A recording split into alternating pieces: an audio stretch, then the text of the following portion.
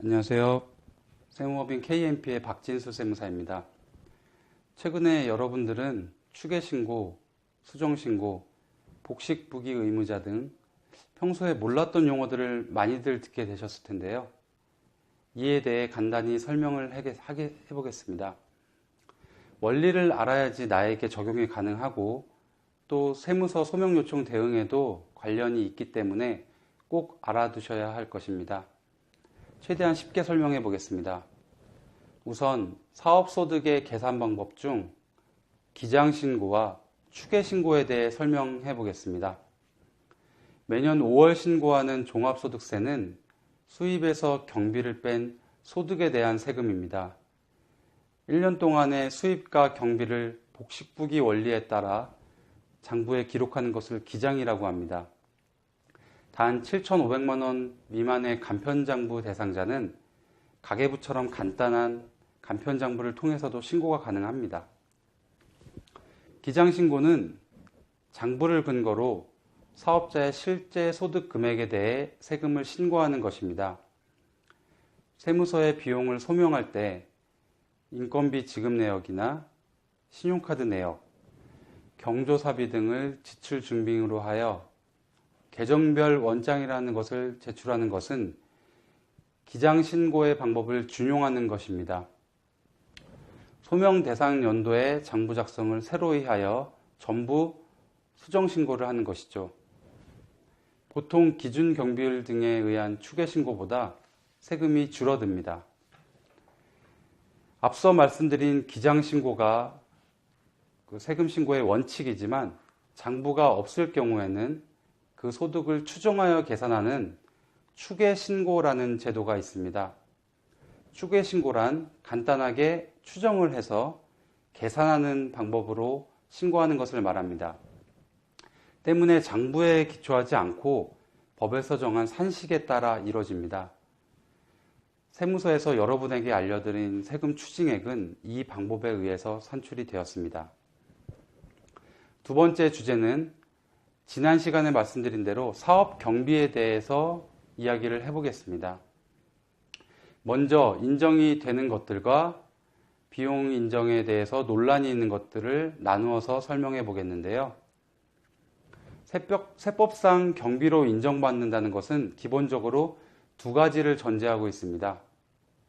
첫 번째로 사업 관련성이 있을 것, 두 번째로는 증빙이 있을 것입니다. 세법상 주요 경비라고 하면 인건비, 임차료, 매입비용이 있습니다. 여러분들의 경우 임차료는 대부분 없으실 것 같고요. 그럼 인건비에 대해서 이야기를 해보겠습니다. 여러분들 중에 보조설계사나 비서를 쓰시는 분들이 있을 텐데요. 통장으로 지급된 것이 확인된다면 그 당시에 인건비 신고를 하지 않았더라도 지금이라도 인정을 받을 수가 있습니다. 물론 뒤늦게라도 지금 인건비 신고를 함으로써 경비 인정을 받는 거죠.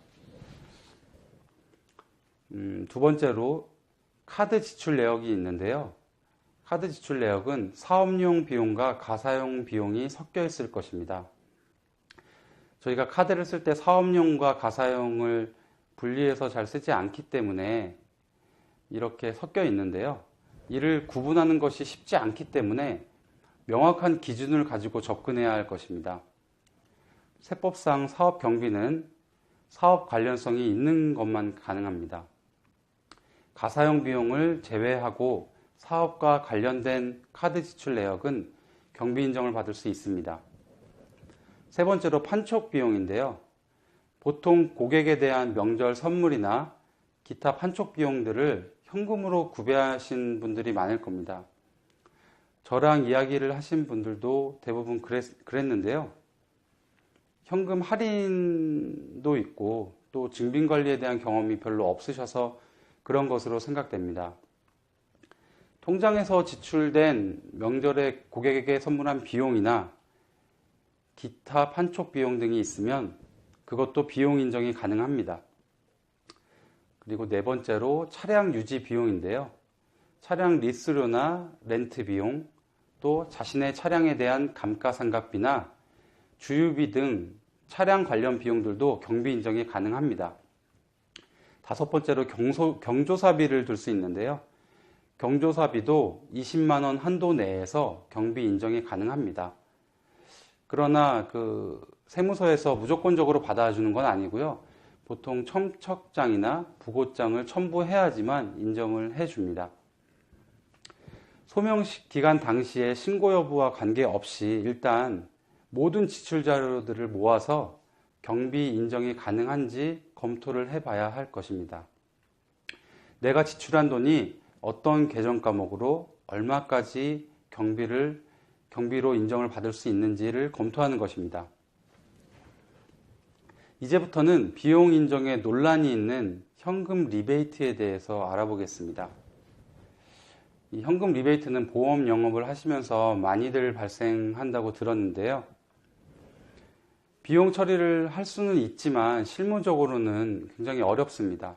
우선 이것이 리베이트라는 걸 입증하기가 힘들고, 입증이 되더라도 그 금액이 크다면 그 현금을 받은 상대방에게 과세가 될 수도 있기 때문입니다. 그래서 이것은 신중하게 접근을 해야 될 것 같고요. 앞서서 말씀드렸지만 기본적으로 사업 관련 경비만 세무상 비용으로 인정이 되는 것입니다. 그래서 가사 관련 경비나 개인 질병 치료 등을 위한 비용은 세무상 비용 인정이 되지 않는 것을 명심하셔야 할 것입니다.